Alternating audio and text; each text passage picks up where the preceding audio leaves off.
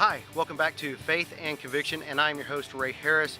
Again, I want to welcome you to our weekly Torah portion where we are going through the Hebraic liturgy of the Old Testament. And it's not really all of the Old Testament, it's specifically just the books of Moses.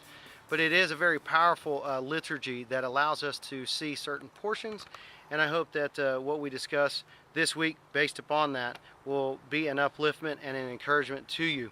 And I ask you to look at something in the second Torah portion, which is Genesis 6, verse 9 through 11, verse 32.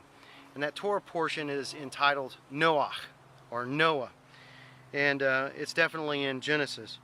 But what is interesting is this week's Torah portion takes its name from the man Noah, who we know as the one who built the ark and brought Shem, Ham, and Japheth, their wives, and Mrs. Noah, I guess, over into the New World.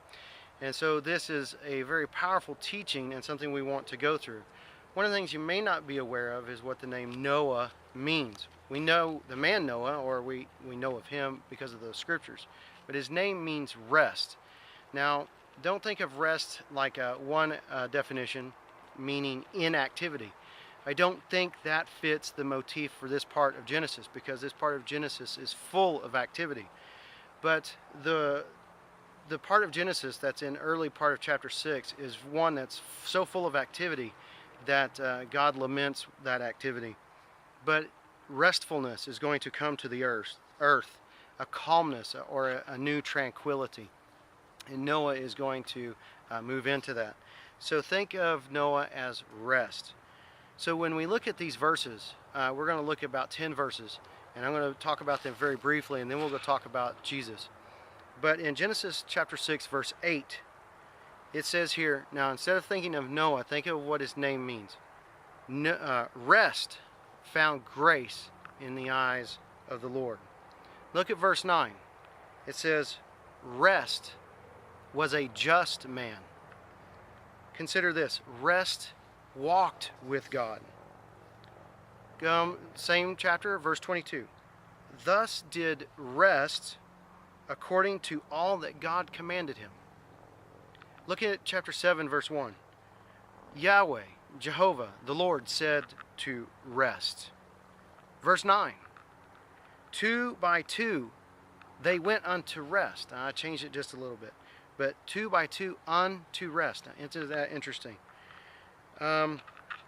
Verse 23 of chapter 7, rest only remain. And that's a very powerful idea coming out of the deluge, the flood which destroyed the world. Chapter 8, verse 1, God remembered rest. Chapter 8, verse 18, rest went forth, meaning coming out of the ark, rest went. Chapter 8, verse 20, rest built an altar to Yahweh. And chapter 9, verse 1, God blessed rest. And then in verse 17, which is very powerful, this symbolic symbol which comes forth, which we see many times when it's raining. God said unto rest, this is the token of the covenant. And he's talking about the rainbow. What a powerful, powerful idea of God finding rest, establishing rest, and giving rest a token of a rainbow. Now, when we come down into the New Testament and we find these ideas and we see Jesus teaching, we come over to Matthew chapter 11 and verse 28 and 29. And it says there, Jesus says, come unto me, all ye that labor and are heavy laden, I will give you rest. Take my yoke upon you, learn of me, for I am meek and lowly in heart, and you shall find rest unto your souls. So take those instances of rest and put in the word Noah. I will give you Noah, and you shall find Noah. And we don't think of it that way, but that's really what we're trying to understand and see in that Torah portion, that Noah means rest. So read it this way. And I will give you calmness, tranquility. That's what the Messiah offers. And you shall find calmness and tranquility unto your souls. How powerful it is to see how God has connected his Torah, the teachings of Moses, and the Messiah together, and that through them God teaches us that only in God can we find rest, and walking with God do we find rest.